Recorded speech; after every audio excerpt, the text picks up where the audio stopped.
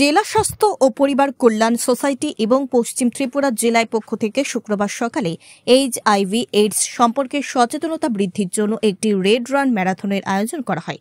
আগরতলার উমাকান্ত একাডেমি থেকে শুরু হয় এই ম্যারাথন।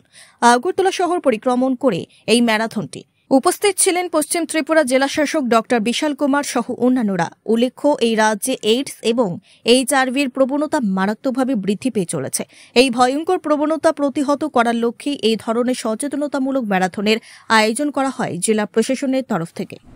আমি বলবো এটা খুবই অত্যন্ত গুরুত্বপূর্ণ সময়ে আমাদের একটা ভূমিকা গ্রহণ করতে হবে। যুব সমাজকে, যারা আগামী দিনে আমাদের সমাজ এবং রাষ্ট্র পরিচালনায় অংশগ্রহণ করবে, তাদেরকে সুরক্ষিত রাখা, তাদেরকে সচেতন করা এবং সুস্থ রাখার দায়িত্ব কিন্তু আমাদের প্রত্যেকের আছে।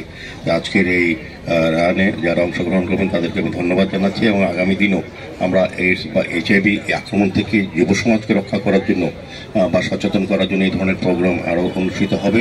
जो लोग भी इस ड्रग्स की व्यवस्था से परेशान हैं अथवा उनके साथ भी हमारी सहानुभूति है और हम एज अ पूरा समाज और सरकार एज अ फैमिली इसके अगेंस्ट में काम करेगा।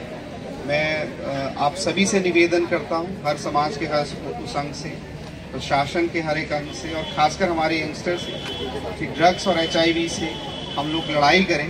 बहुत सारा हम लोग देखते हैं कि ड्रग्स ले रहे हैं, तो इससे दूर रहना है, बचना है। हमको खुद को भी बचना है और हमारे फैमिली मेंबर्स को भी बचना है। तो मैं पेरेंट्स यहाँ पे जो भी एकत्रित हैं उनको रिक्वेस्ट करूँगी कि अपने बच्चों को अगर उनमें कोई व्यसन शुरू हो जाए तो उनको हेट मत कीजिए, प्लीज़ उनको डांटिएगा नहीं, उनको अच्छे रास्ते पे लाइए, बिकॉज ट्रीटमेंट अवेलेबल है एंड क्यूरेबल है।